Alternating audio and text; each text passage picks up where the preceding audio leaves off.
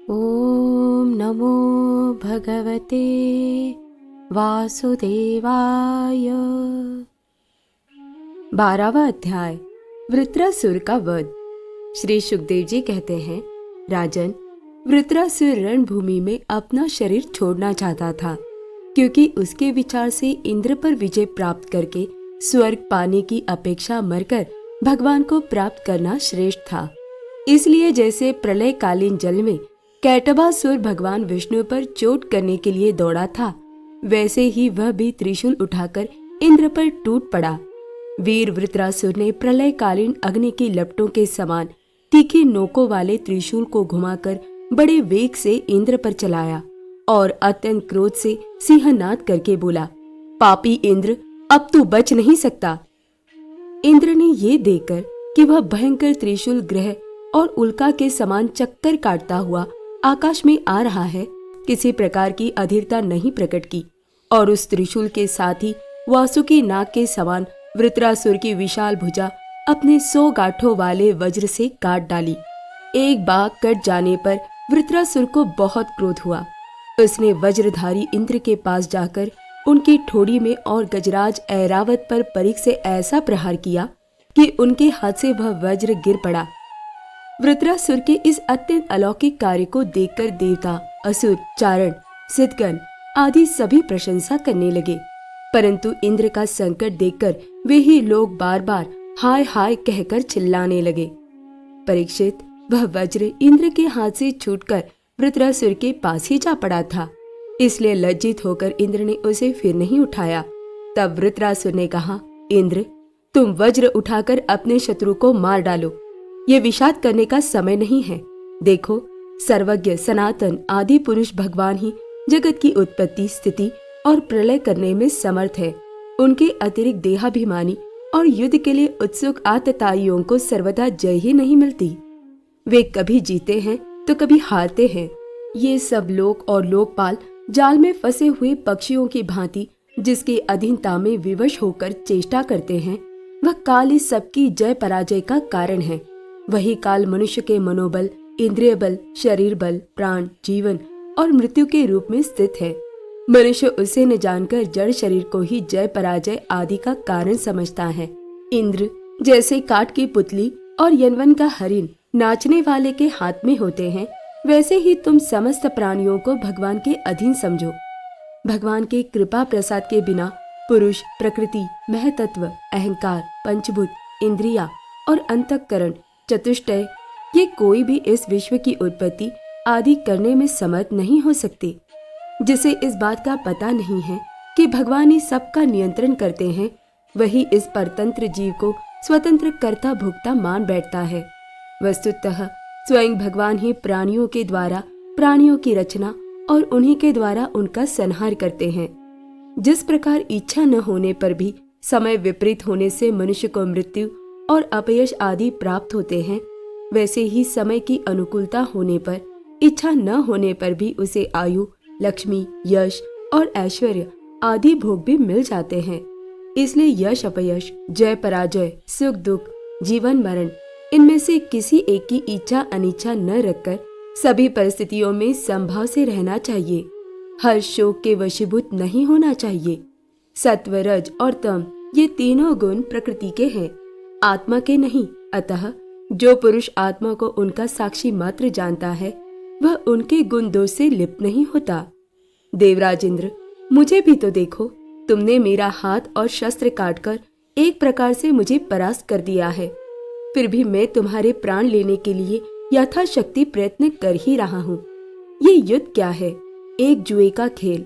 इसमें प्राण की बाजी लगती है, बाणों के पासे डाले जाते हैं और वाहन ही चौसर है। इसमें पहले से ये बात नहीं मालूम होती कि कौन जीतेगा और कौन हारेगा। श्री सुखदेव जी कहते हैं, परीक्षित, वृत्रासुर के ये सत्य एवं निष्कपट वचन सुनकर इंद्र ने उनका आदर किया और अपना वज्र उठा लिया। इसके बाद बिना किसी प्रकार का आश्चर्य किए मुस्कुराते हुए वे कहने लगे। देवराज इंद्र ने कहा, अहो दानवराज, सचमुच तुम सत्पुरुष हो, तभी तो तुम्हारा धैर्य, निश्चय और भगवत भाव इतना विलक्षण है।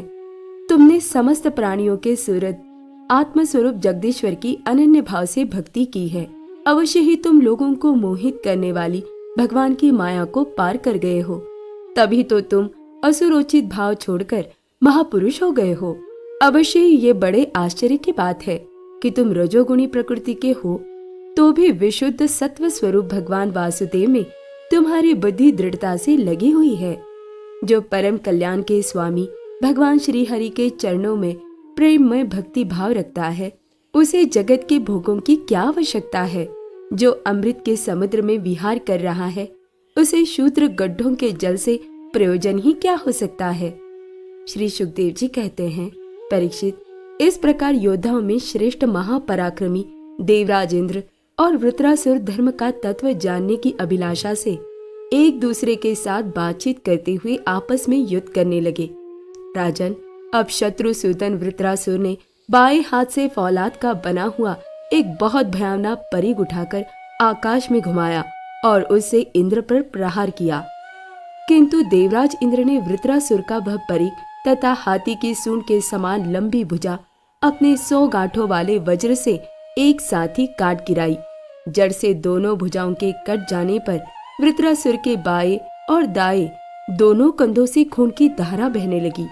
उस समय वह ऐसा जान पड़ा मानो इंद्र के वज्र की चोट से पंख कट जाने पर कोई पर्वत ही आकाश से गिरा हो।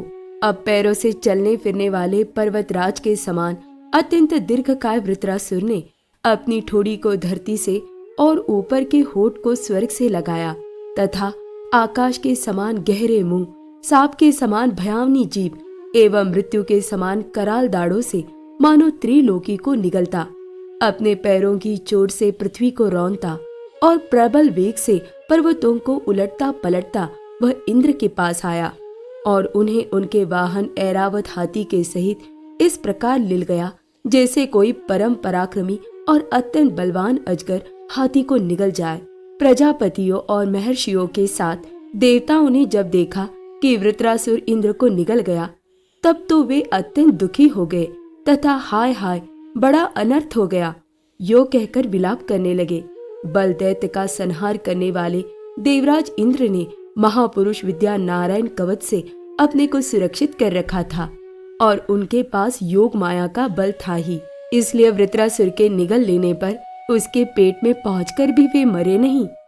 उन्होंने अपने वज्र से उसकी कोख फाड़ डाली और उसके पेट से निकलकर बड़े वेग से उसका पर्वत शिखर के समान ऊंचा सिर काट डाला। सूर्यादि ग्रहों की उत्तरायण दक्षिणायन रूप गति में जितना समय लगता है, उतने दिनों में अर्थात 1 वर्ष में वृत्रवत का योग उपस्थित होने पर घूमते हुए उस तीव्र वेगशाली वज्र ने उसकी गर्दन को सब ओर से काटकर भूमि पर गिरा दिया। उस समय आकाश में दुधुम्बियां बजने लगी। महर्षियों के साथ गंधर्व, सिद्ध आदि वृत्रघाती इंद्र का पराक्रम सूचित करने वाले मंत्रों से उनकी स्तुति करके बड़े आनंद के साथ उन पर पुष्पों की वर्षा करने लगे। शत्रु दमन परीक्षित, उस समय वृत्रासुर के शरीर से उसकी आत्मज्योति बाहर निकली और इंद्र आदि सब लोगों के देखते देखते सर्वलोकातीत भगवान के स्वरूप में लीन हो गई। ओम नमो भगवते वासुदेवाय।